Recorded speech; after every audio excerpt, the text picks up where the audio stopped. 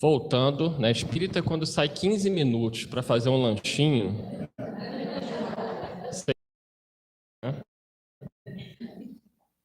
a Miranda, então, reconhece. Olha, me perguntaram o porquê da mãe Miranda, eu falei do Marco Aurélio. É verdade, isso não é coisa minha, né? Quem quiser conhecer o Marco Aurélio, vai lá na CF, Sociedade de Estudos Espíritas Fraternidade, aqui pertinho, né? Ali na rua Enes Filho, número 71. Hoje tem um estudo lá à tarde, né? Quem tiver, Miranda vai estar lá também. Vamos retomar aqui as nossas reflexões, né, em torno do trabalhador da casa espírita e de tudo que Allan Kardec vai trazendo para a gente nesse importante capítulo, que eu fiz aí a recomendação que as casas estudassem esse capítulo atentamente, que é o capítulo 29 de O Livro dos Médiuns, que trata das reuniões e das sociedades espíritas. E aí Kardec vai continuar trazendo reflexões muito importantes sobre aquele trabalhador da casa espírita que vem causando dificuldades, que vem causando desunião. E aí ele vai dizer o seguinte: quem desde então pode afirmar que aqueles que nas reuniões semeiam a perturbação, a cisânia, não sejam agentes provocadores interessados na desordem?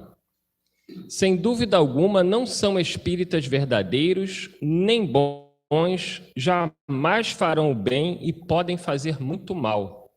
Então, a gente não pode permitir isso. Dizer que dar em favor do bem daqueles que buscam a casa em sofrimento. Continua aqui Allan Kardec. Compreende-se que infinitamente mais facilita eles em se insinuarem nas reuniões numerosas. Quer dizer, quanto maior for a espírita, mais difícil de controlar essas situações. Graças a surdos manejos que passam despercebidos, essas pessoas espalham a dúvida, a desafeição, a desconfiança, sob a aparência de interesses hipócritas pela causa. Tudo criticam, formam conciliábulos e corrilhos que presto rompem a harmonia do conjunto, e é o que querem. É lamentável, gente, mas isso acontece. Tratando-se de gente desta espécie, palavras de Allan Kardec, tá?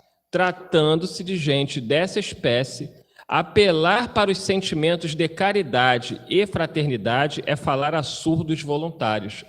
Essas pessoas não querem. Elas não querem a paz. Elas buscam exatamente o confronto.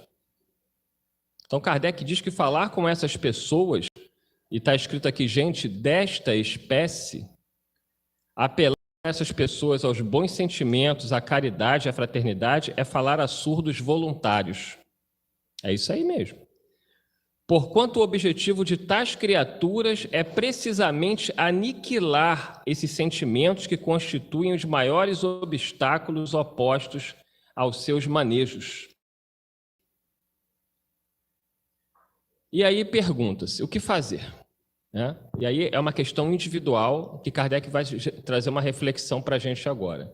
Se a casa espírita está em guerra, se a casa espírita tem companheiros trabalhadores que não falam uns com os outros, que falam mal uns dos outros, que comprometem as tarefas, sejam elas quais forem, seja da evangelização, seja do departamento de assistência social, seja na área mediúnica, o que eu faço? E aí Kardec, no item 337 desse mesmo capítulo, vai dizer o seguinte: se mau rumo a reunião tomar, dir-se-á, não terão pessoas sensatas e bem-intencionadas a ela presentes o direito da crítica? Sim. Agora, o que é criticar? Criticar não é enxovalhar, não é agredir, não é ser grosseiro. É sentar e conversar e tentar buscar soluções. Deverão deixar que o mal passe, diz Kardec, sem dizerem uma palavra? Não, aí é omissão.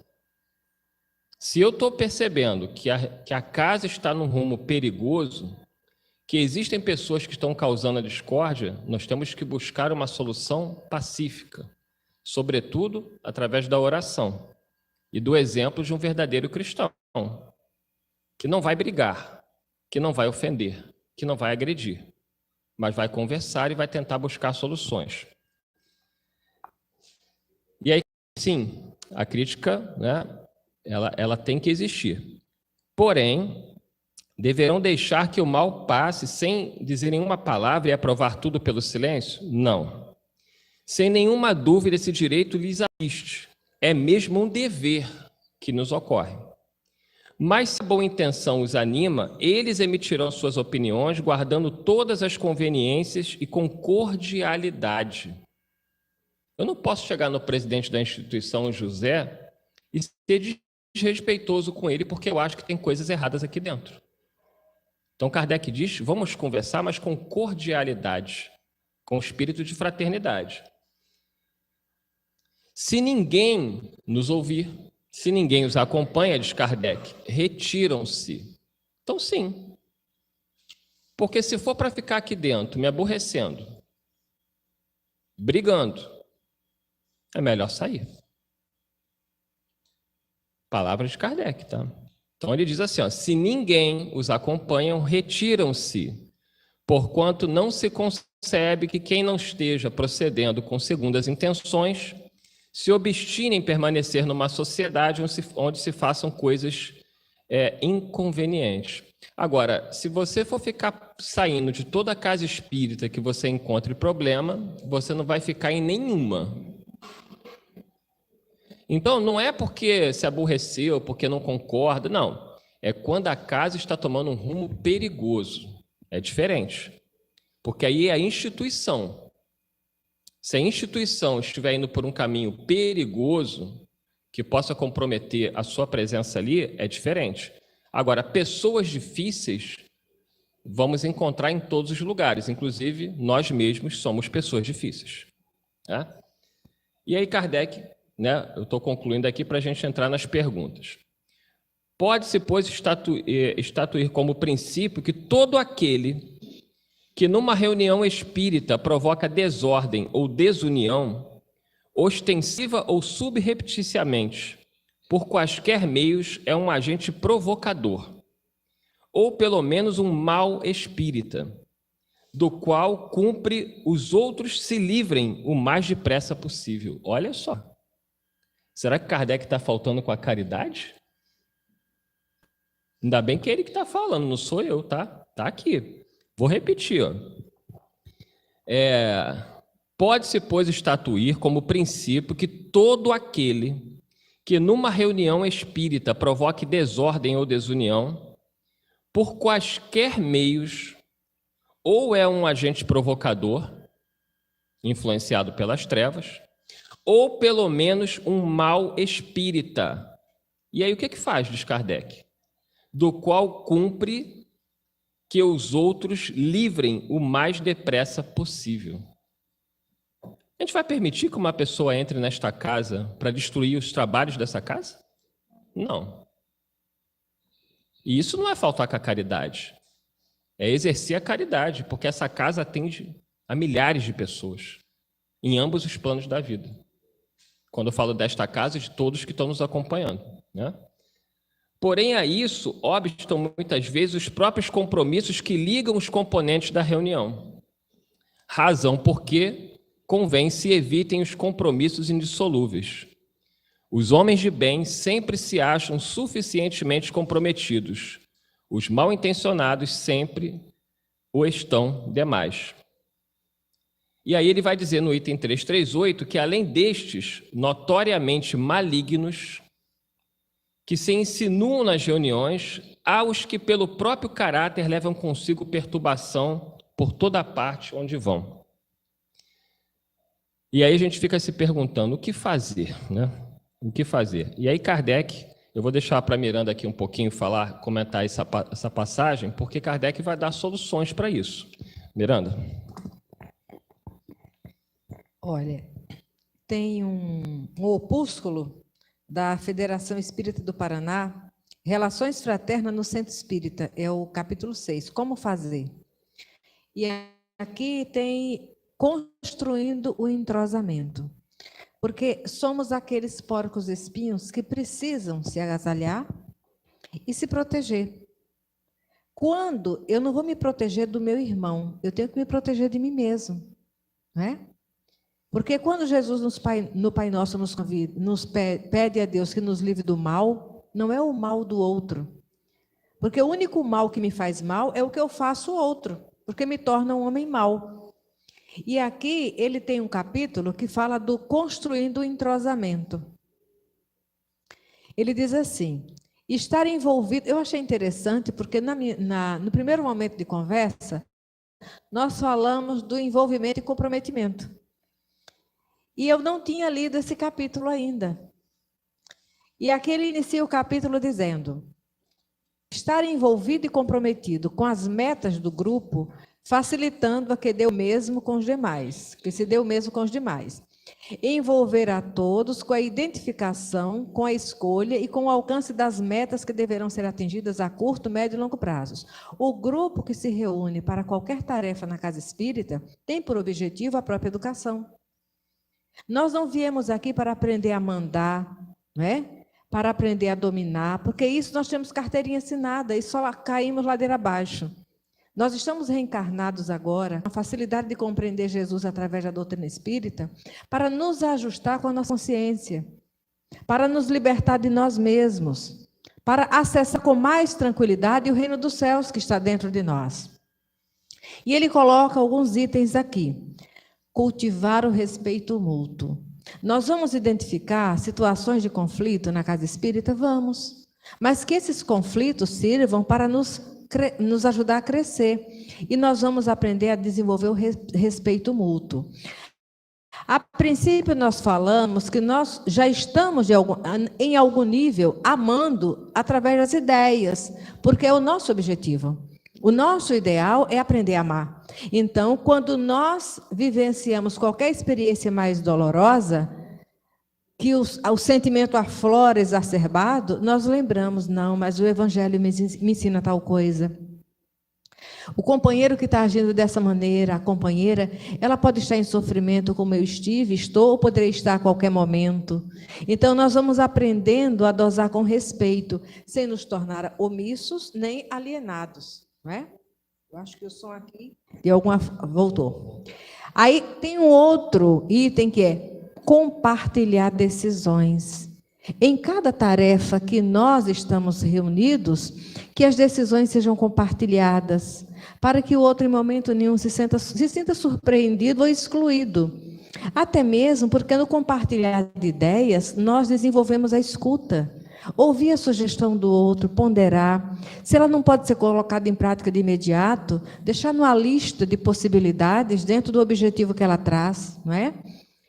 Saber reconhecer o trabalho de cada um e dividir o reconhecimento com todos. Porque, olha, se as células do fígado quisessem disputar qual é a mais importante, o fígado entraria em falência.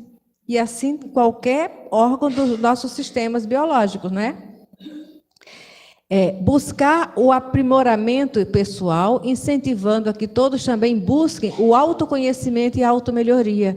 Porque como é que eu vou desenvolver recursos para identificar os alertas que Kardec dá? Através do estudo. E às vezes tem pessoas que falam assim, Miranda, em tal situação assim, está acontecendo um determinado comportamento. Como é que nós devemos lidar? Eu sempre lembro. Vocês estudam? Estudamos. Então, vamos selecionar conteúdos dentro do estudo que nos faça despertar para a nossa necessidade. Porque se eu, Miranda, identifico determinada situação e digo para o outro, olha, não é assim, é assado, você está errado, eu estou personificando a identificação. Sou eu, Miranda, ditando regra para o outro. Mas no grupo de estudo, seja na evangelização, seja no departamento doutrinário a nível de reunião mediúnica, seja na assistência social, seja no conselho fiscal da casa, quando nós desenvolvemos as nossas tarefas pautadas no estudo, eu vou selecionar um texto que seja produtivo, não para o outro, que precisa ser desperto, mas para mim, educando-me a saber como lidar com o outro. E já tivemos oportunidade de vivenciar isso à frente do departamento doutrinário, coordenando a evangelização. A nossa primeira oportunidade na coordenação de evangelização, nós tínhamos sob a nossa responsabilidade 17 evangelizadores. E às vezes a briga saía para decidir qual seria o lanche das crianças no domingo. Porque um achava que devia ser pão com manteiga, café com leite, o outro não, é bolo com suco. E se fosse o suco, não, tem que ser de caju. Não. Gente, sabe? Olha, tínhamos reuniões 2 vezes na semana. Uma às terças-feiras à noite e outra ao sábado à tarde, porque a terça-feira à noite nem todos poderiam participar. Então, para que ninguém ficasse de fora, para não excluir ninguém, uma reunião de repasse no sábado, para quem não tinha podido chegar na terça. Teve dias de terça-feira de eu sair da reunião com as costas espetando. Porque as vibrações de adversidade eram tamanhas que teve um dia que eu levantei a blusa e a colega ouviu, Miranda, você parece que tem brotoejo nas costas. Eu falei, não, eu sei o que é que eu tenho. Necessidade de me educar. Porque a tensão era muita. E às vezes uma decisão tomada em favor do grupo, um personalizava, não está sendo contra mim. Então, quando nós lemos, o Eduardo leu há pouco, que o defeito do outro, que nós possamos minimizar. Por quê? É aquele defeito da personalidade do outro que não cabe a mim corrigir. Agora, a dificuldade do outro, ela precisa ser estudada em grupo quando está interferindo no desempenho da equipe. Porque defeitos somos todos tortinhos ainda. Nós estamos num corpo que tem olhos que veem, ouvido que escuta, boquinha que fala, perninhas que andam, tato, pela misericórdia divina. Não nos iludamos, não. Nós tivemos a oportunidade de vestirmos um corpo ajustado na sua locomoção biológica por misericórdia divina, para que pudéssemos desenvolver algo que nos fosse referência de esforço no bem. Porque se tivessem deixado a deriva, nós estaríamos todos estropiados numa cama de atitudes infelizes lá atrás. Nós que nos reunimos hoje para estudar, não tenhamos dúvidas, usamos o nome do Cristo para brutalizar mentes e corações. E precisamos hoje nos ajustar para que a nossa mente e o nosso coração saia desse estado de perturbação pessoal e íntima. Então, nós precisamos saber que nós só vamos poder desenvolver essa maturidade de análise do objetivo da tarefa e o seu desempenho estudando junto. Então, em cada um dos setores por onde passamos, evangelização, reunião mediúnica, assistência social, tivemos a oportunidade de lidar com todos, direção da casa espírita. Nós procuramos diluir certas situações através da página. E, às vezes, eram tão emergentes que não dava tempo de esperar para outra semana.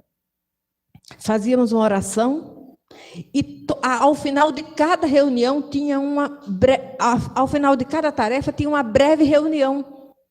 de avaliação, porque tinha coisas que não dava para esperar outra semana. Então, fazíamos uma oração, abríamos um Fonte Viva e a página vinha ajustada para a nossa necessidade de cuidados e para atender o alerta de alguém que estava distraído. Os espíritos, ultimamente, têm nos convidado muito a isso.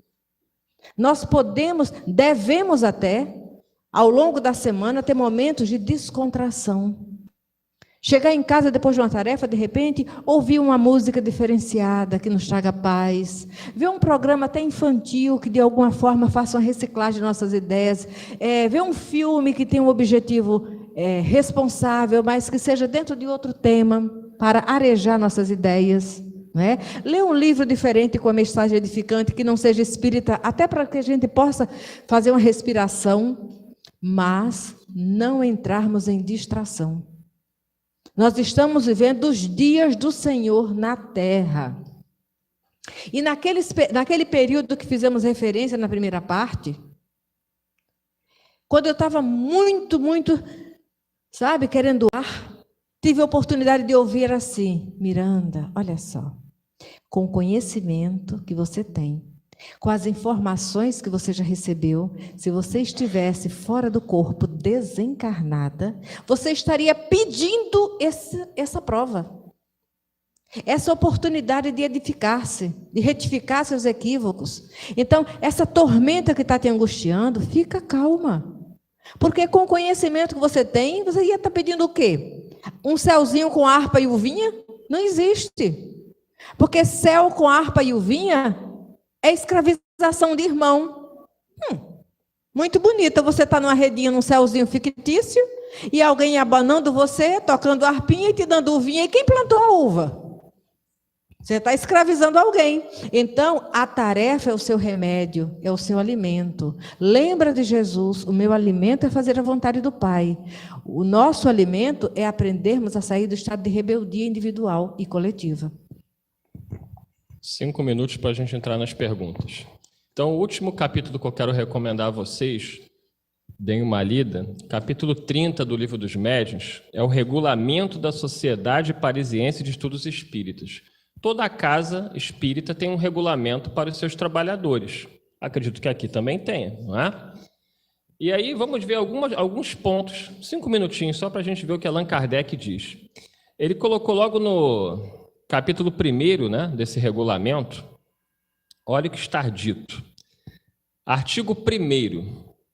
A sociedade tem por objeto o estudo de todos os fenômenos relativos às manifestações espíritas e suas aplicações às ciências morais, físicas, históricas e psicológicas.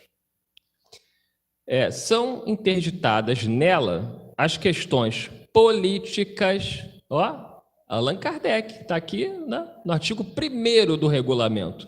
São interditadas nela questões políticas, de controvérsia religiosa e de economia social. Então, quem fica aí, né, tentando trazer a politicagem do mundo para dentro da casa espírita, está a serviço das trevas. Sinto muito, mas está, ainda que não saiba. Porque se Allan Kardec fez questão de colocar no artigo 1º do regulamento que não é para se trazer para dentro da casa espírita questões de ordem política e as questões mundanas que se discutem por aí, ele sabia o que estava fazendo. Aí ele vai falar no artigo 3º, né? Aí ele vai entrar na questão dos trabalhadores de uma casa espírita, que é o nosso tema de hoje.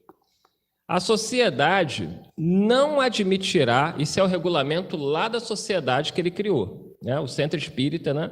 Sociedade Parisiense de Estudos Espíritas. A sociedade não admitirá, senão as pessoas que simpatizem com seus princípios e com o objetivo de seus trabalhos. As que já se achem iniciadas nos princípios fundamentais da ciência espírita ou que estejam seriamente animadas do desejo de nestas se instruírem. Então, a gente só tem que admitir dentro da casa espírita quem está ali para estudar, para trabalhar, para fazer o bem, não para quem quer criar problema. Em consequência, diz Kardec, A sociedade, o centro espírita, deve excluir todo aquele que possa trazer elementos de perturbação às suas reuniões, seja por espírito de hostilidade ou de oposição sistemática, seja por qualquer outra causa, e fazer assim que se perca o tempo em discussões inúteis. É o que a Miranda tinha acabado de falar. Um grupo de evangelizadores discutindo, brigando para ver qual vai ser o lanche. No mínimo, é uma loucura. E dentro de uma casa espírita, briga-se por qualquer coisa. Até para decidir se vai botar a planta aqui ou a planta ali, a flor, se vai pintar de azul, se vai ser branco. Porque somos espíritos doentes. Nós não conseguimos lidar com opiniões divergentes. A gente sempre quer fazer impor a nossa vontade. Se eu acho que o lanche tem que ter biscoito, açúcar, tem que ser como eu quero. Se o outro diz que tem que ter bolo e eu não concordo que tem que ter bolo, eu vou brigar, porque aí é inútil por questões secundárias. E a evangelização, que é o importante, né, fica de lado. Continua Kardec, né, sobre esse regulamento. A todos os seus associados corre o dever de recíproca benevolência e bom proceder. Então, ele insiste.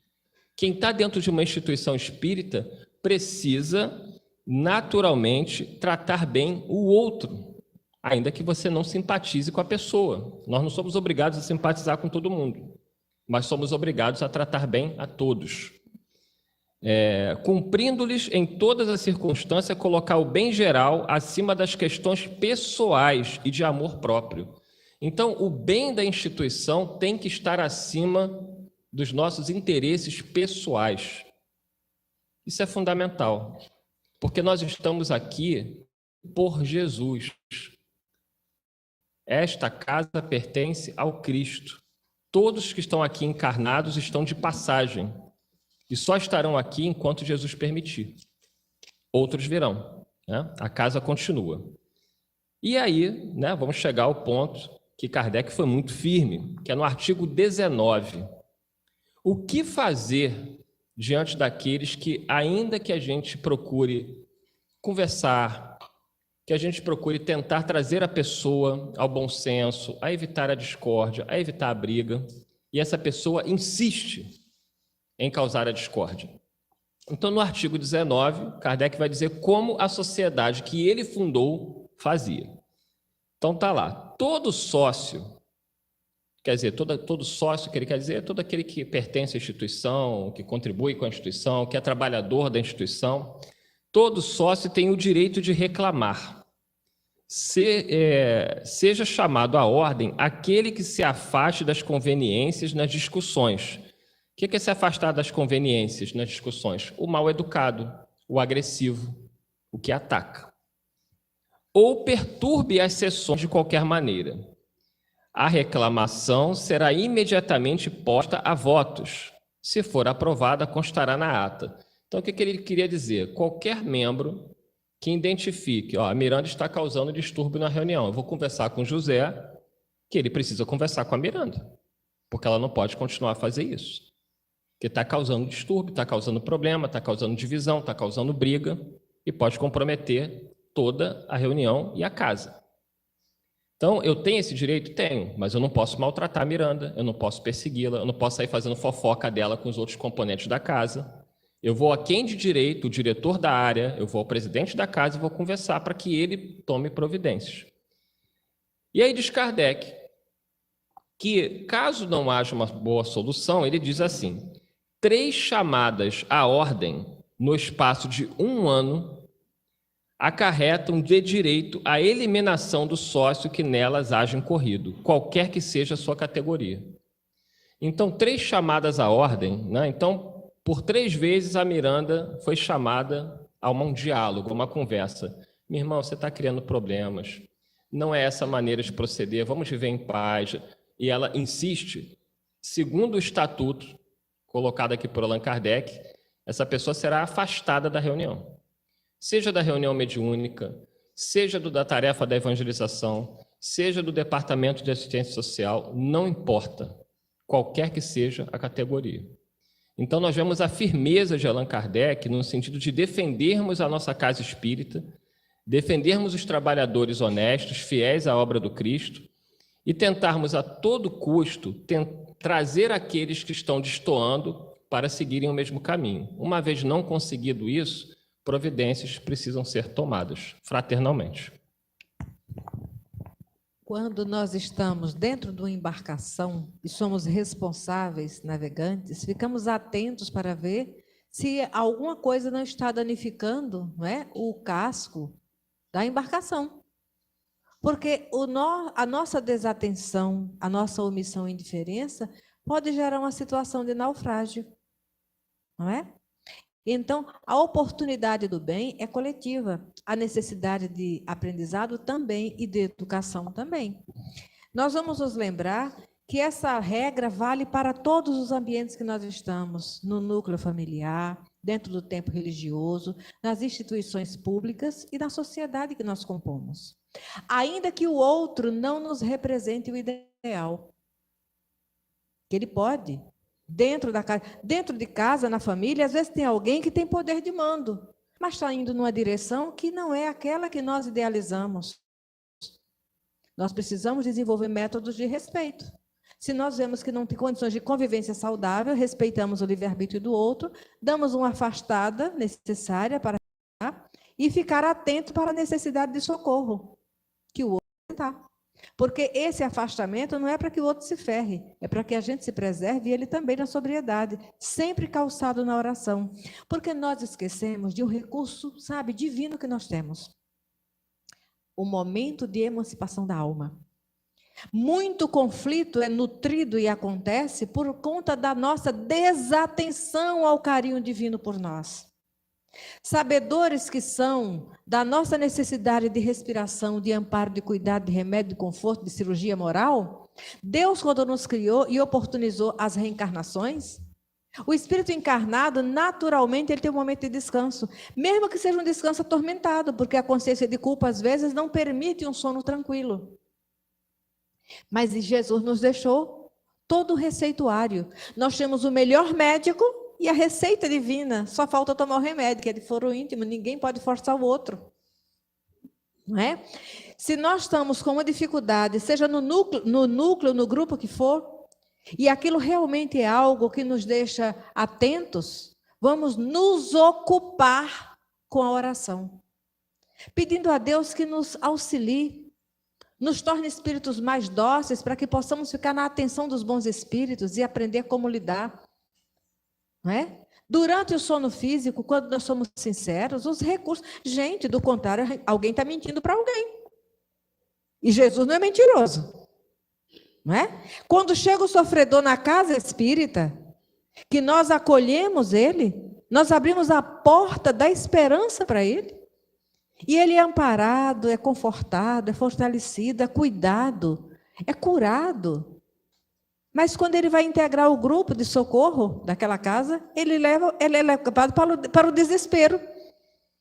Porque nós não agimos no grupo com o mesmo acolhimento que agimos com aquele que chega sofredor na casa espírita. É porque nós somos perversos? Não, estamos desatentos, distraídos. Esquecemos de nós mesmos quando chegamos na casa espírita. Com essa história de Miranda para lá, Miranda para cá, como estávamos à frente de algumas tarefas, aí Miranda ficou um letreiro. Aí um dia eu lembro disso nitidamente, eu estava enchendo a garrafa no bebedouro para fluidificar. Chegou um amigo espiritual e falou assim: você não acha que está na hora de apagar um pouco Miranda para que Jesus sobressaia? Eu falei, meu Deus, que vergonha, é isso mesmo. E aí o que é que nós fizemos? Começamos a deixar as tarefas à frente de outras pessoas, numa coordenação rotativa. Essa é a ideia do colegiado, na equipe de trabalho, na casa espírita, porque foi assim que Jesus fez no planeta. Governador, engenheiro sideral, ele não veio aqui e deu carteirada em ninguém. Eu sou o bambambam, fui eu que organizei a terra, vocês são os meus súditos. Nas situações mais graves, eu e o Pai, busquemos o Pai, bom é o Pai Celestial. E quando ele se organizou na terra, ele convidou 12. O primeiro modelo de colegiado no bem, o mestre nos deu.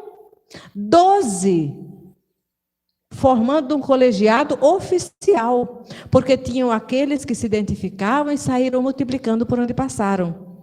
Então, que a nossa conduta em equipe, na tarefa, na casa, na causa, em sociedade, ainda que o outro, o companheiro de tarefa religiosa ou companheiro em sociedade, ainda que ele não nos represente o ideal, porque Jesus esteve vestido um corpo de carne na terra, numa sociedade tão conturbada como a nossa, era diferente as proporções, porque os redutos, os núcleos, as aglomerações não eram tamanha quanto são hoje.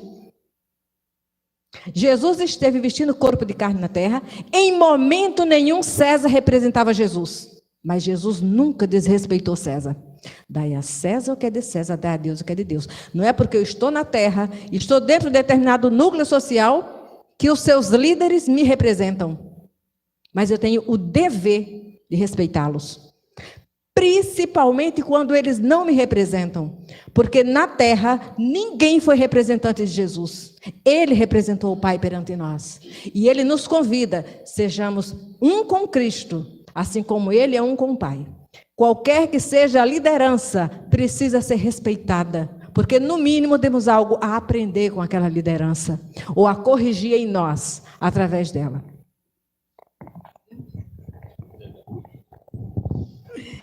Vamos começar então as perguntas.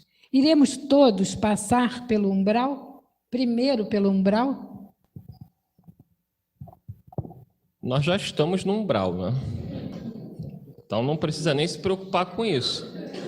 No livro Mensageiros, quando André Luiz está vindo da cidade Nosso Lar para a crosta terrena, ele, junto do benfeitor, né, do mentor Aniceto, ele percebe, quando ele vai chegando aqui na crosta, havia uma nuvem escura em torno do planeta, né? Isso naquela época, né? Vocês imaginam o que está acontecendo agora. E André Luiz diz que ele não tinha autorização para descrever os monstros que perambulavam pelas ruas, junto de nós. Isso são anos 30, 40, vocês imaginam, do século passado. Hoje em dia, nós imaginamos como está a atmosfera terrena. Dona Ivone Pereira, outro dia, numa mensagem, nos recomendou que não saíssemos às ruas sem antes orar e nos mantivéssemos em oração, porque nós não tínhamos ideia do que está acontecendo na atmosfera do planeta. Então, essa realidade, a preocupação do nosso companheiro ou companheira que fez a pergunta, não se preocupe, porque nós já estamos no umbral e esperamos estar assistidos aonde estivermos após a morte. Porque vai depender de cada um de nós ter o merecimento desse acolhimento espiritual após o nosso desencarne. E não é exigido de nenhum de nós santidade. O Espírito de Verdade diz: reconhece o verdadeiro espírita pela sua transformação moral, pelos esforços que empreende para domar suas más inclinações. O verdadeiro espírita é aquele que se esforça, é aquele que tenta a cada dia ser uma pessoa melhor, aquele que sabe silenciar. Quando a Miranda leu lá Os Obreiros do Senhor, no capítulo Os Trabalhadores da Última Hora, não é isso? Capítulo 20 tem 5. Capítulo 20 tem 5. Ele lá fala que a gente saiba ter o silêncio, né, e conter o nosso ímpeto às discórdias. Então, esse esforço já vai nos deixar sob um estado de assistência espiritual após a morte. A cidade Nosso Lar, que a Miranda citou, ela situa-se no umbral. A cidade Nosso Lar está no umbral, mas para muitos que estão lá, é como se estivessem no paraíso. Então, Deus é maravilhoso. Lembrando ainda que se céu e inferno é dentro de nós, o umbral também. Quais são os indícios de que estamos no caminho correto como trabalhador espírita? E o que fazer para retornar ao caminho caso estejamos desviados dele? E entre aqueles chamados para o espiritismo, está lá no capítulo 20, tem 4. Missão dos espíritas. E entre os chamados para o espiritismo, muitos se transviarão. Quais os sinais pelos quais reconheceremos os que se acham no bom caminho? Essa resposta é do Erasto. Reconhecê-lo-eis pelos princípios da verdadeira caridade que eles ensinarão e praticarão. E lembrando que esse exercício da verdadeira caridade, ele não está consolidado em nós ainda e nem será consolidado amanhã. Jesus, ele diz, a cada dia baixa o seu mal. Outro dia nós vimos uma mensagem no Facebook, eu guardei no meu coração. Viva cada dia como se fosse uma despedida, porque verdadeiramente é. Então, ser caridoso no dia é buscar cumprir os nossos deveres. Porque fora a consciência tranquila do dever cumprido não tem paz, não é?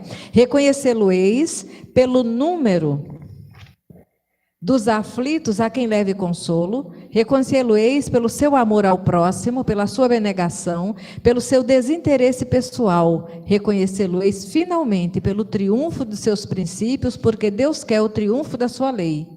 Os que seguem sua lei, estes são os escolhidos, e ele lhes dará a vitória, mas ele destruirá aqueles que falseiam o espírito dessa lei e fazem dela degrau para contentar sua vaidade e sua ambição. É Erasto que fala.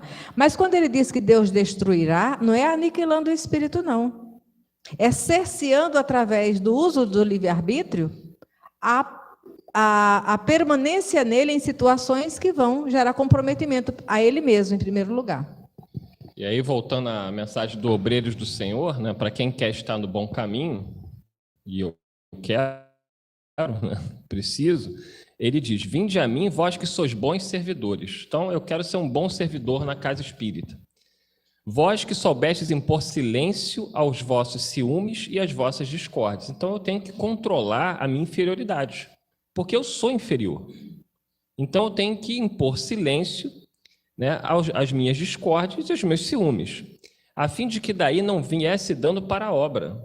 Porque se eu não impor silêncio à minha discórdia, ao meu ciúme, ao meu egoísmo, eu vou comprometer a casa espírita. Eu vou comprometer o atendimento ao sofredor que entra por aquela porta. Mas aí o Espírito de Verdade dá o alerta.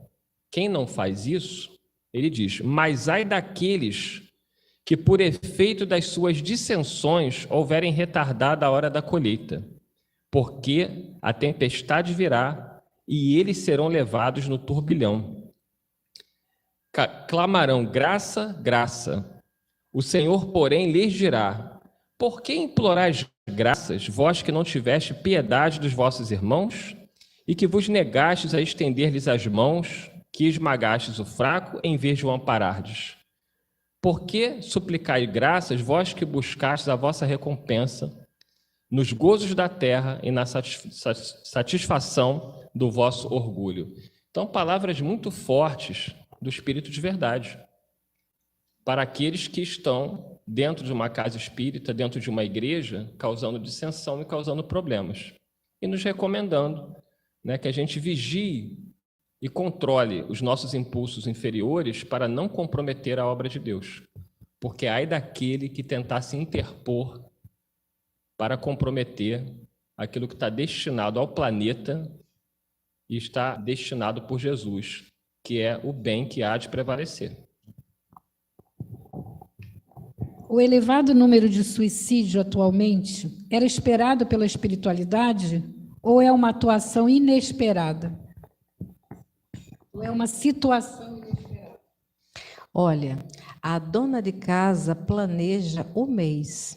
Aí ela vai ao mercado e faz as compras do mês. Depois a execução para a semana e a execução diária, de acordo com o ritmo da família, né? Então, nós, espíritos da terceira ordem, fazemos planejamento assim, para o dia, para a semana, para o mês, para o ano, a conquista da casa própria, o trabalho, o estudo. Mas espírito puro planeja, séculos adiante. Não é?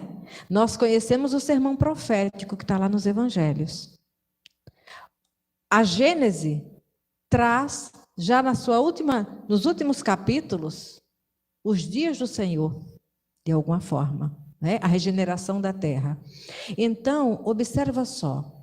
Aqueles que organizaram o primeiro capítulo do A Caminho da Luz, uma comunidade de espíritos puros que dirige o nosso sistema solar, quando eles organizaram a criação de um orbe terrestre, ele já sabia a que estava destinado. E tudo que chegou à Terra foi dentro de um planejamento divino. Jesus é guia e modelo da Terra. Ele é guia porque sabe para onde nos conduz. Se ele sabe para onde nos conduz, ele conhece o caminho que ele já fez e o que cada um de nós precisa fazer. Em tempo e horário diferenciado, espaço diferenciado, porque cada mente tem a sua disponibilidade pela conquista de aprendizado. Então, no planejamento de Jesus para a Terra, nada é surpresa. Se ele é um com o Pai, se ele tem interação divina com o Pai, e ele teve a oportunidade de ser o representante divino entre nós, ele tem maturidade moral e intelectual para conduzir e não ser surpreendido. O responsável por uma família que se dedica, que trabalha, que busca cumprir seus deveres, dentro daquilo que é o seu compromisso, ele sabe o que vai desenvolver ao longo do mês, ao longo do ano, junto à família. Olha, um pai e uma mãe responsáveis, eles podem não saber o dia e a hora que vão desencarnar, mas eles sabem o que farão enquanto estiverem encarnados. Não é isso? Então, os dias que nós vivemos, não está pegando Jesus de surpresa. Já repeti isso aqui, agora é pela terceira vez, do que eu me lembro. No momento em que tivemos a oportunidade de ouvir sobre o Dr. Bezerra, no Centro Espírita André Luiz, na Rua Jequibá, numa daquelas jornadas do Divaldo aqui ao Rio. E a amiga, naquele dia, eu falei, minha irmã, como é que foi a palestra lá com o Divaldo, porque eu não tive a oportunidade de ir. E ela falou assim, Miranda, sempre nós observamos que nos últimos 15 minutos da palestra, quando o doutor Bezerra se permite ficar mais visível, ele sempre diz que vai chegar os tempos, tal, mas este ano ele fez uma observação, e isso já vai para mais de 15 anos aproximadamente. Meus filhos, os tempos são chegados. Jesus agora nos pede fidelidade. E quando ela me falou isso, eu lembrei de uma outra passagem do Evangelho que diz que chegaria o dia em que a iniquidade abundaria de tal forma que, se possível, confundiria os eleitos. Esse se possível é porque o verdadeiro eleito não se confundirá. Aqueles que são fiéis ao Senhor não se confundirão. Eles vão enfrentar lutas, porque não são espíritos perfeitos. Eles vão tropeçar, mas eles não vão ficar encantados com o canto da sereia e as ilusões das paixões inferiores. Então, essa onda de suicídio e tudo que nós vemos em sociedade é lição sublime, que não sejamos mais nós motivo de escândalo. Nós estamos no século XXI.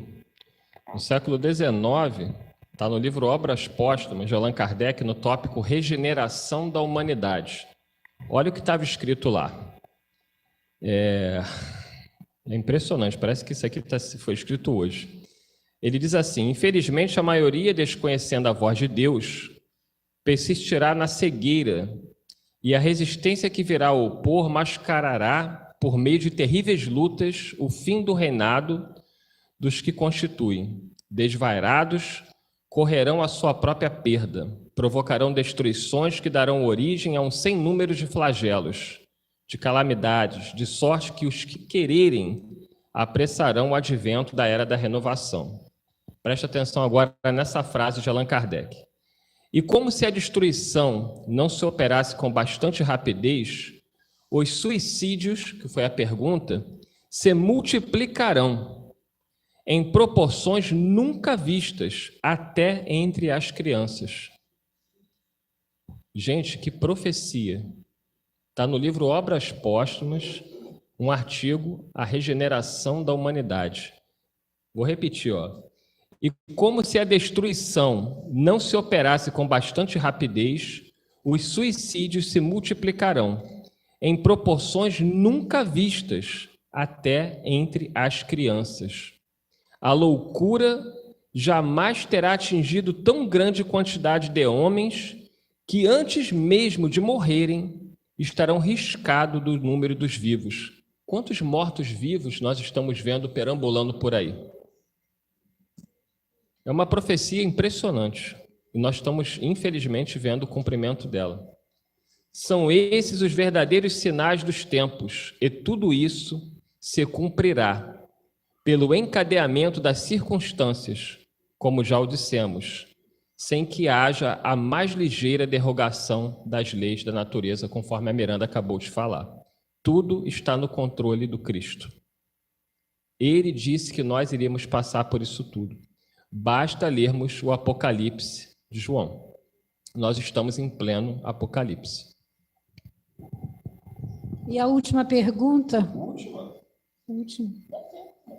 Podemos continuar? Miranda atrasou no lanche, então, poxa, não é justo. Mais um pouquinho, espera só um pouquinho, ela vai esperar. Foi dito que estamos vivenciando tempos de loucura. O que podemos fazer em termos práticos para reverter esse cenário? Dando continuidade. Deixa eu pegar aqui a própria Joana de Ângeles, eu tinha citado rapidamente, mas lá no livro Desperte e Seja Feliz, a Joana tem a seguinte frase sobre esses dias de loucura. Ela diz: avançar é a meta, seguir sempre é a diretriz. Não faltarão provocações e tentações, porque estes são dias de loucura. E são mesmo. Não te deixes enlouquecer. Então, o meu grande objetivo hoje é me manter com a mente sã, porque eu também posso enlouquecer. Ninguém aqui está livre. São horas de agressividade. As pessoas estão muito agressivas. Em tudo, na rede social, no mercado, na fila do banco, no trânsito, dentro da casa espírita. Ousa pisar no pé de alguém aqui dentro para ver o que vai acontecer. Não te permitas enfurecer, diz Joana de Ângeles. São momentos de tragédia. Por isso que eu leio, para não dizer que é o Eduardo que é o catastrófico. Não, o Eduardo tem gente que fala assim: Eduardo, eu vi sua palestra e fiquei me sentindo mal. Eu falei, vai reclamar com Jesus. Se foi ele que disse, Joana que está falando, eu vou ficar aqui fazendo conto de fadas? Dizendo que está tudo lindo, que está maravilhoso? Escreveu o Evangelho? Eu te ouvi, fiquei deprimida. Eu falei, então tem que mandar Jesus reescrever o Evangelho, porque é ele que diz que haverá prantos e ranger de dentes. É ele que diz que o servo que souber da vontade do seu homem não fizer será rudemente castigado. Eu queria até que a Miranda falasse sobre isso, que ela vinha no carro comentando comigo, sobre a questão do castigo, né? Que muitos espíritas têm medo dessa palavra, não gostam, ela vai explicar. Mas deixa eu terminar a Joana aqui. Então ela diz que são momentos de tragédia. Não queiras sucumbir nas mãos dos maus, por motivos que não se justificam. Sucumbir somente pela glória do serviço a Deus, do irrestrito dever de caridade e na vivência suprema do amor. Então, a frase da Joana é essa: são dias de loucura, cuidado para não enlouquecer também. Miranda. Em relação à palavra castigo, nós fomos fazer um trabalho ontem sobre a dor, não é? E pegamos a obra do Leon Denis. E justamente nessa última parte que ele vai falar das potencialidades da alma, tem um momento em que ele diz assim, que os espíritas, no movimento espírita, tem muita gente que fica aterrorizada com o fato de Kardec usar tanto a palavra castigo nos textos. Quer dizer, Kardec e os espíritos quando trazem as mensagens. E ele vai falar que está tudo dentro do contexto, é só a interpretação. Porque, na realidade, nós vivemos sob o comando de qual lei espiritualmente? Da lei divina. Será que Deus outorgou a alguém estatuir leis e ele ficou de fora observando? Não. Se as leis são divinas, é Deus em nós. Deus está em nós através das suas leis. Não é? Então, a lei divina, ela nos convida à reflexão, ao arrependimento. a expiação, a reparação, a educação, a libertação. Nós ficamos chocados com a palavra castigo porque usamos essa palavra para torturar, para brutalizar muitos. Mas castigar é corrigir, e Deus nos corrige através das suas leis. É nesse aspecto que nós vamos ver Leon Denis falando que castigo não é tortura, perversidade. Tortura, aliás, castigo, é um convite à correção.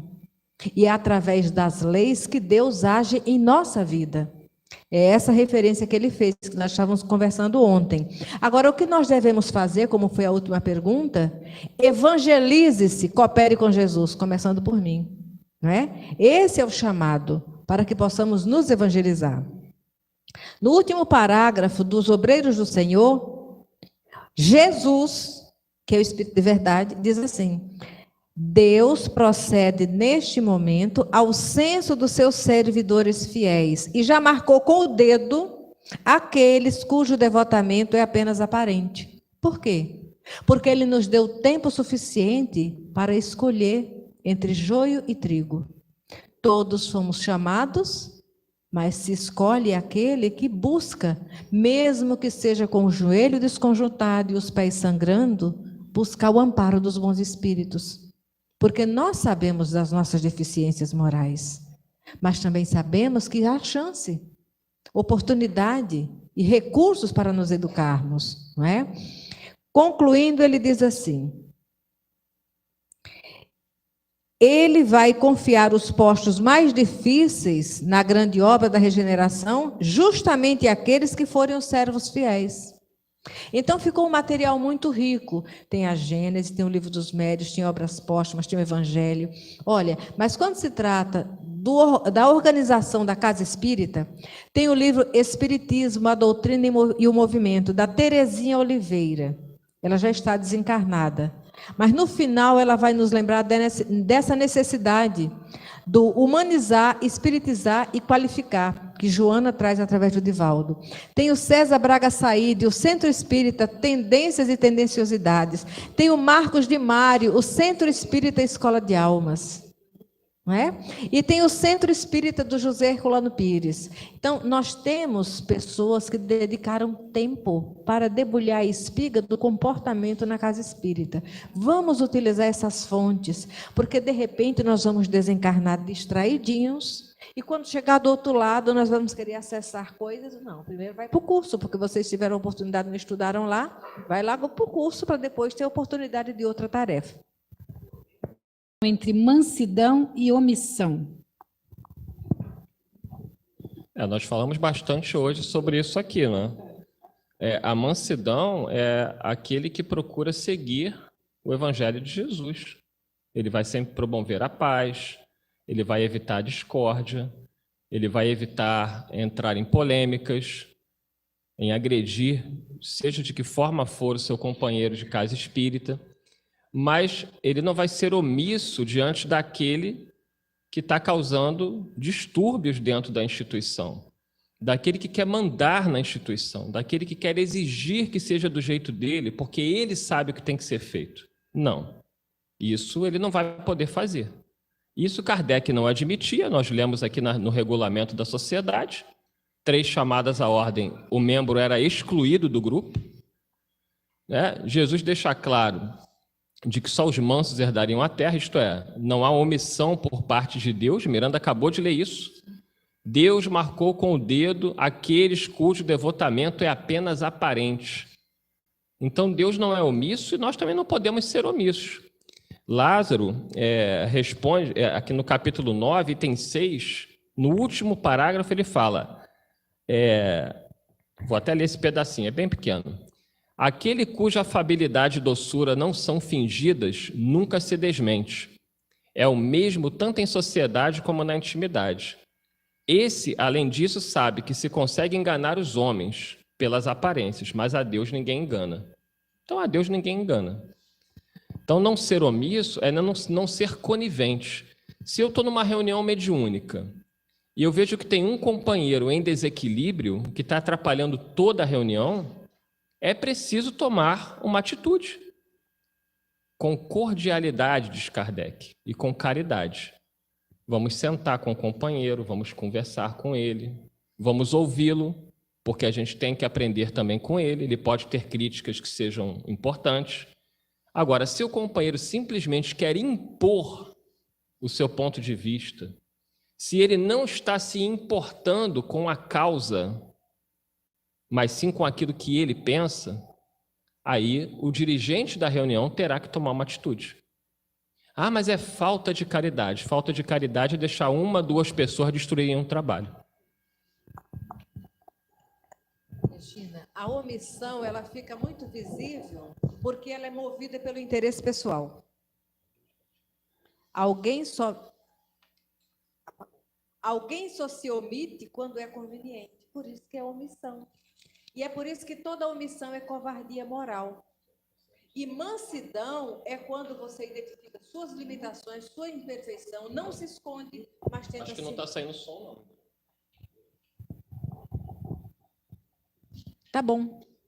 A diferença entre omissão e mansidão é que a omissão ela é conduzida pelo interesse pessoal.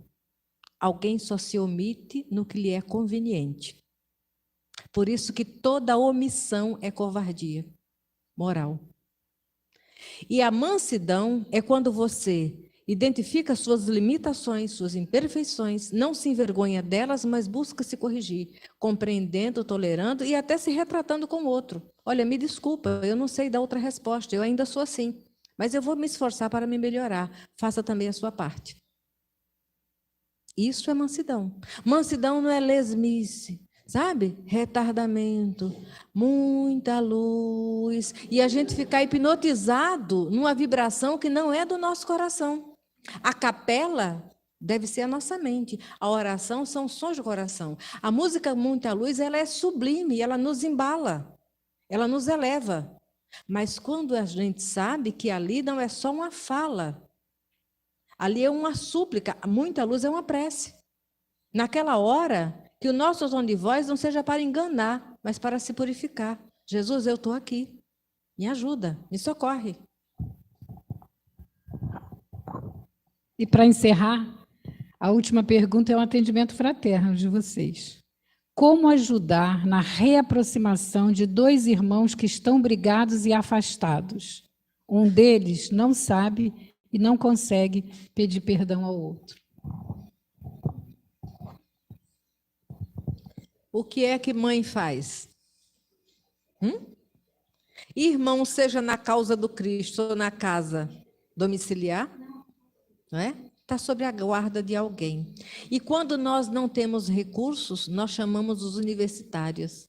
E os universitários são aqueles que são fiéis a Jesus. Maria de Nazaré. Falamos do desdobramento do sono. Olha, eu fico imaginando que os nossos espíritos benfeitores, aqueles que nos socorrem, como devem sentirem-se felizes quando nós vamos no final do dia com uma lista para eles. Hoje, por isso que Santo Agostinho faz a reflexão no final do Livro dos Espíritos. Para fazermos o inventário do dia. Meu Deus, hoje eu fui tão grosseira. Meu tom de voz não foi legal. Minha atitude, a minha fala, minha escolha. Eu ainda não consegui hoje, Jesus. Me ajuda. Na hora que eu falo isso, eu estou pedindo por todos os envolvidos. Então, assim também é nas situações de litígio. Né? Às vezes, dentro do grupo, tem alguém que está dando testemunho de dor, não está sabendo dar cumprimento à lição, nem percebe que está em sofrimento, e age de uma forma irreflexiva, irrefletida. E aí, quando nós nos lembramos daquele irmão, vai também uma... Vou dividir com vocês. Certo dia eu estava na cozinha preparando uma comida e lembrei de um companheiro que estava ligado a uma tarefa. Aí, lembrei-me também, imediatamente, que no final de semana anterior, numa reunião lá no Filhos de Deus, um amigo nos alertou. Quando vocês estiverem em qualquer situação que vier na lembrança o nome de alguém, orem. Por quê? Porque às vezes aquela pessoa pode ter um histórico de sofrimento e dor. E se você começa a ficar lembrando das coisas, das ações, das atitudes, você está batendo a ficha dela para o obsessor. Às vezes ela está sendo alvo de um assédio e não estão sabendo onde pegá-lo. Então, quando você lembrar de alguém, você está em casa fazendo comida, eu vou lembrar de um companheiro que naquele momento não fazia parte do meu contexto, não foi à toa.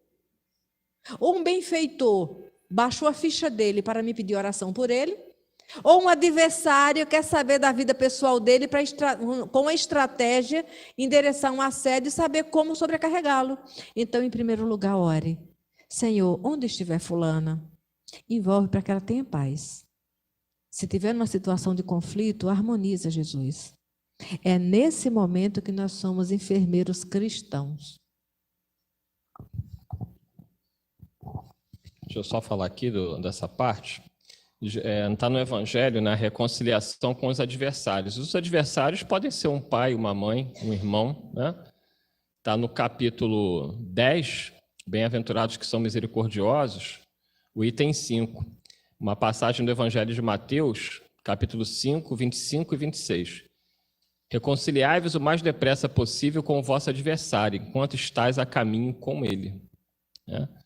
A fim de que ele não vos entregue ao juiz, o juiz não vos entregue ao ministro da Justiça e não sejais mandado para a prisão. Digo-vos em verdade que daí não saireis enquanto não houverdes pago o último centavo. Então, se tem alguém que tem problema conosco, façamos a nossa parte. O dever do cristão sincero é buscar o entendimento e a paz. Eu me recordo que certa vez eu sentei com um amigo de casa espírita, de longa data, que simplesmente começou a me virar as costas. Não me tratava mal, mas não tratar bem já é tratar mal. Se eu sou muito próximo da Miranda e de repente a Miranda não fala mais comigo, não me atende os telefonemas, não dirige a palavra a mim, está me tratando mal, porque ela é minha amiga. E aí o que eu fiz? Eu fiz o que Jesus recomenda, que a gente busque o irmão em particular e converse. Então, eu fui conversar com um companheiro e falei, meu irmão, o que está acontecendo? Você está diferente, você não fala mais comigo, você me evita. Eu fiz alguma coisa? Cometi algum erro contra você? Se eu fiz alguma coisa, eu já lhe peço perdão por antecipação. E o companheiro falou, não, você não me fez nada, está tudo bem. E por mais que eu insistisse, ele nunca quis me dizer. E simplesmente virou as costas. Eu estou em paz. Eu fiz a minha parte. Eu tentei dar todas as chances a ele de reconciliação. Mas ele preferiu sair pela casa espírita falando mal. É opção. É opção, é escolha dele. Eu estou absolutamente em paz porque eu segui a recomendação de Jesus, que pede: busque o seu irmão, seja ele consanguíneo, como na pergunta, seja ele um irmão de tarefa, um irmão em Cristo, e a gente tenta se reconciliar e tenta viver em paz. Agora, eu não posso obrigar o outro a gostar de mim. Não posso obrigar o outro a querer falar comigo. E aí, para encerrar, que eu tinha separado aqui para o nosso estudo, que é uma situação que a Casa Espírita tem que estar muito atenta, acabou que não deu tempo de falar sobre esse livro, é um outro livro que eu recomendo aos trabalhadores de uma Casa Espírita, é Diálogo com as Sombras, de Hermínio Correia de Miranda. Porque o momento que nós vivemos, repito, é um momento grave. A gente na rádio procura sempre trabalhar com estudo sério, mas com alegria, porque tem que ter alegria. Mas também não podemos fugir à realidade que nós vivemos e saber com o que nós estamos lidando. Por que muitas casas espíritas estão ruindo? Pelo ataque das trevas. E não é por falta de proteção dos benfeitores espirituais da casa espírita. Não falta aqui dentro desta instituição proteção da falange de Bezerra de Menezes, de mentores que vêm de mais alto.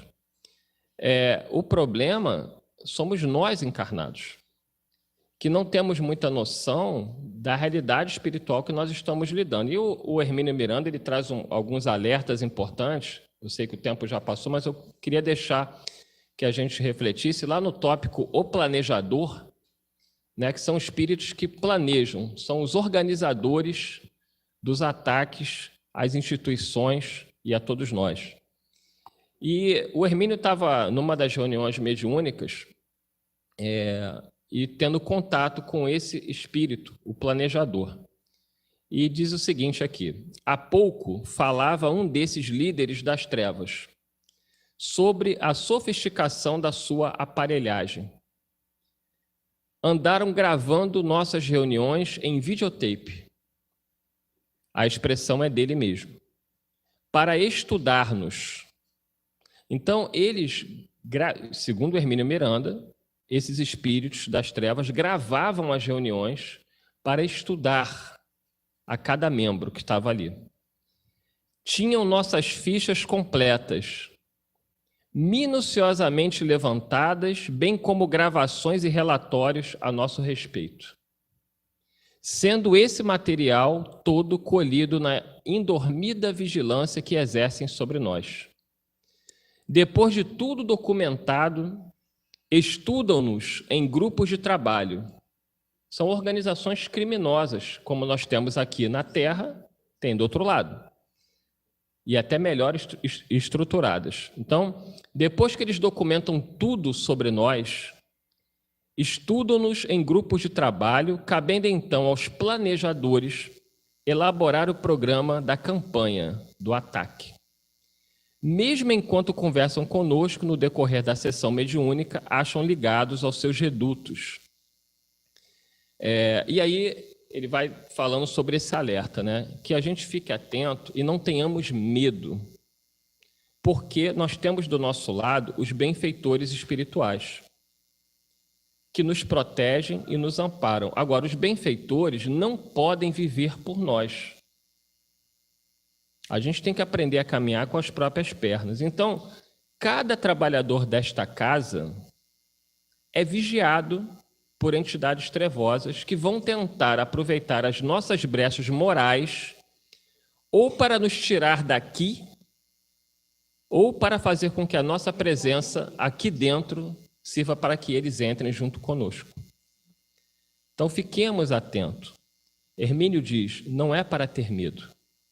Não precisamos ter medo, porque esses espíritos desorientados não podem nada contra os benfeitores que dirigem as nossas instituições. Eles não podem nada, mas contra nós eles podem.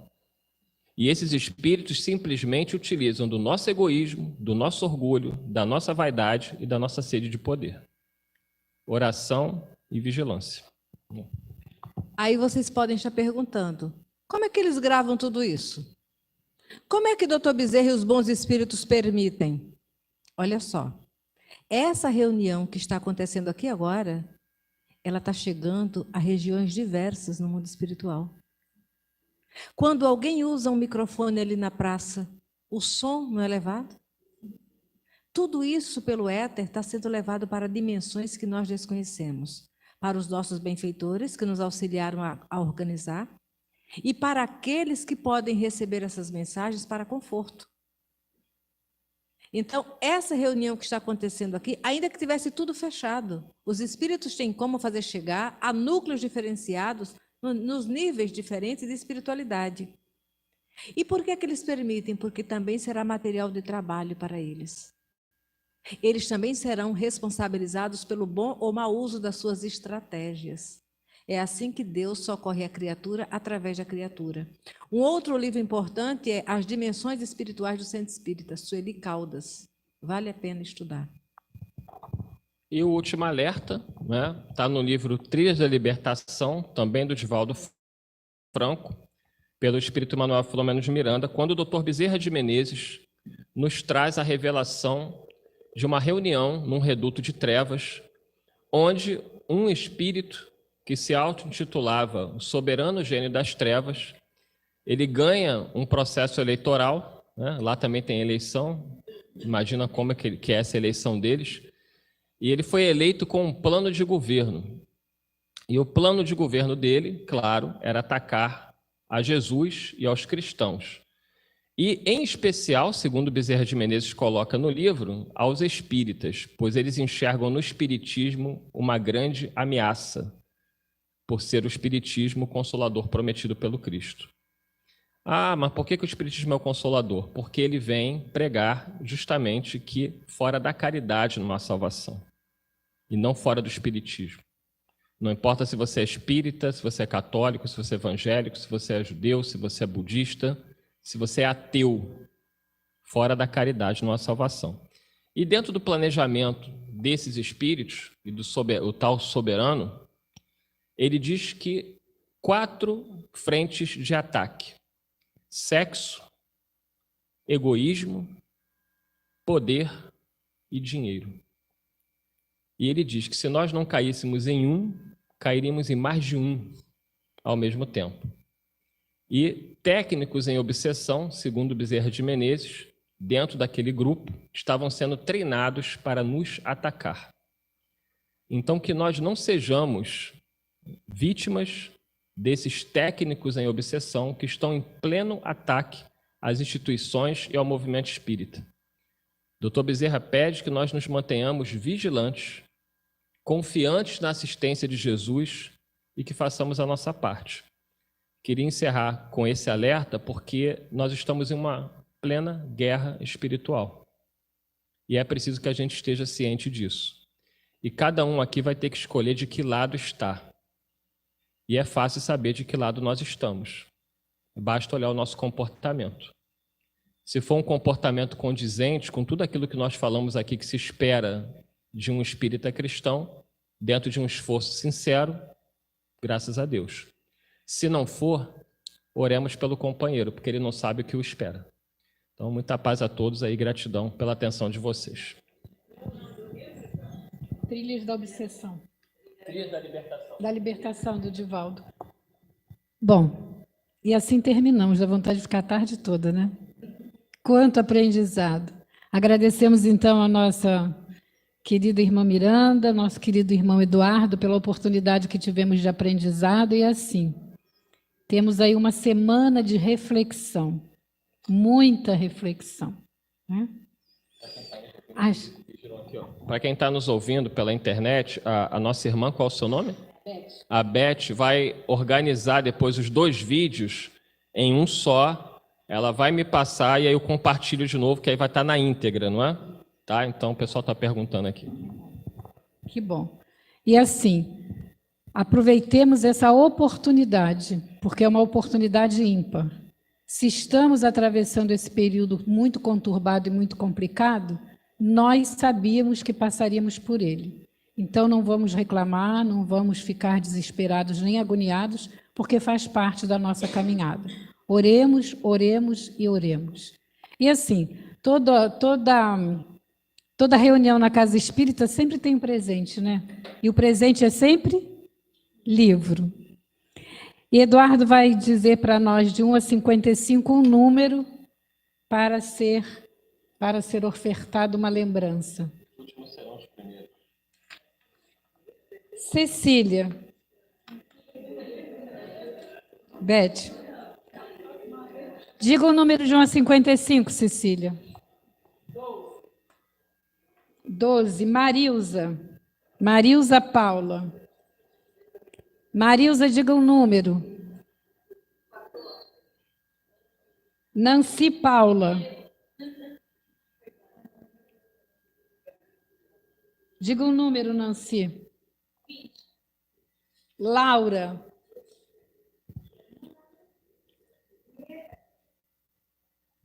Qual era o número? 20. Laura Vieira. Diga o número, Laura. Helena Gomes. Diga o número, Helena. 45. Bárbara Rochete. Miranda, diga o último número. 33. Idade de Cristo, 33. Selma Maria Bonfim. E agora essa é a nossa lembrança para Miranda e essa é a nossa lembrança para Eduardo. E assim, vamos aproveitar esse momento, fechar os nossos olhos para que nada ao nosso lado nos desperte a atenção e assim dizer: Jesus amado, Divino Mestre, como te agradecemos a oportunidade de estarmos aqui nessa manhã reunidos. Reunidos para o aprendizado, reunidos para a reflexão, reunidos para termos a certeza de que não caminhamos e não estamos sozinhos nessa jornada. Tu estás conosco. Gratidão, Mestre, muita gratidão. Gratidão ao nosso querido vovô Bezerra, que está sempre junto de nós, nos intuindo, nos orientando e nos guiando. Gratidão ao nosso Frei Tomé, que com a sua falange de trabalhadores sempre nos auxilia e nos ajuda. E gratidão aos nossos amigos, aos nossos guias, aos nossos protetores, que diante de todas essas turbulências estão sempre junto de nós, nos dando a força que precisamos para seguirmos adiante. Que a luz, a bênção e a misericórdia do Pai permaneça com cada um de nós. E ao terminar e ao sairmos desta casinha, possamos levar aos nossos amores que lá ficaram nos nossos lares essa mesma paz, essa mesma harmonia e esse mesmo amor. Que o manto de nossa Mãe Maria Santíssima nos envolva, nos guarde, nos proteja dos males físicos e espirituais. E que a tua luz permaneça com cada um de nós, agora e sempre. Que assim seja e graças a Deus. Obrigado, obrigado, obrigado pela presença de todos da nossa casinha.